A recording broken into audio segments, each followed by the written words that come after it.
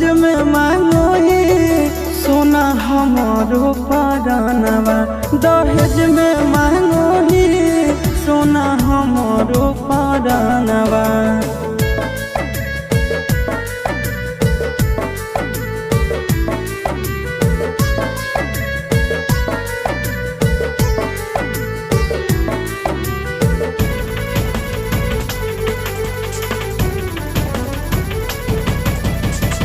चुप नहीं करो ही यार तोर रोवेगे। इतना दर्द तक सही भी न होवेगे।